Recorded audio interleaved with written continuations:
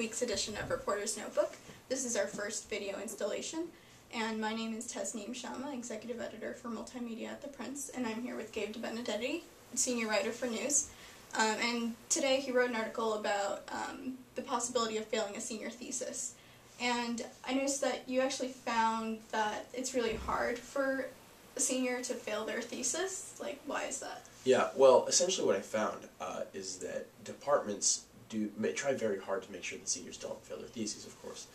I spoke with a lot of departmental representatives, DEP reps, who essentially all told me that, you know, as long as students, the departments really implement so many checks and deadlines and things like that, that as long as the students follow them all, it would be very difficult to hand in a thesis that was less than satisfactory or miss the deadlines, the final deadlines at all. And it's also different for different departments, is that the case? Yeah, sort of. The thing is that it's so rare that a student will have a very inadequate thesis that departments really often don't really know how to deal with it. I heard a few stories from DEP reps where, you know, they had to ask around and see what to do in various cases. You know, I was only told about a handful of cases over the last decade or so where students simply, you know, failed to turn in a thesis.